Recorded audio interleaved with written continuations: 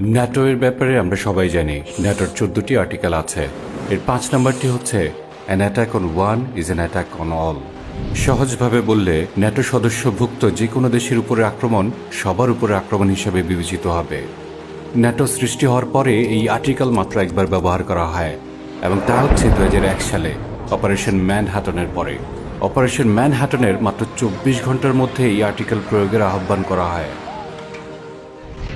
On my orders, the United States military has begun strikes against al-Qaeda terrorist training camps and military installations of the Taliban regime in Afghanistan.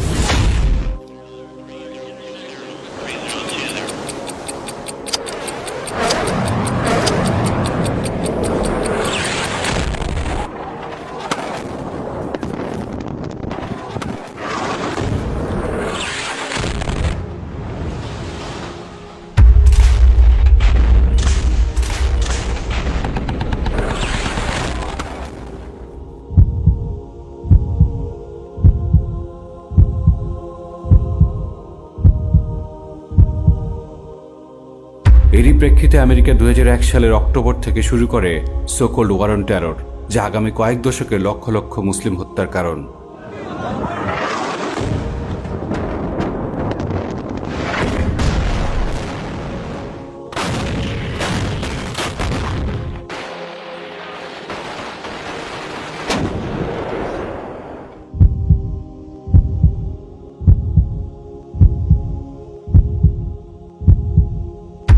লক্ষ্য করুন, NATO যেমন একটি unified alliance identity, ঠিক তেমনি আমাদেরও NATO অপেক্ষা শক্তিশালী একটি ইউনিফাইড অ্যালায়েন্স আইডেন্টিটি আছে, তা হচ্ছে সমস্ত মুসলিম এক উম্মাহ।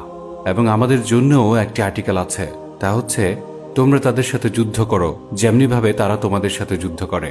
সূরা বাকারা আয়াত নম্বর 190। অপারেশন ম্যানহাটনের 24 ঘন্টার কম সময়ের মধ্যে তারা ন্যাটো আর্টিকেল 5 ইনভোক করে আফগানিস্তান এবং ইরাক বিধ্বস্ত করে ফেলে।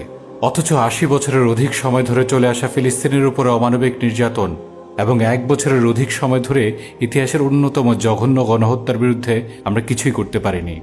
প্রশ্ন করুন, তারা যা ইনভোক করতে পারে 24 ঘন্টার কম সময়ে, আমরা তা 80 বছরও কেন ইনভোক করতে পারি না?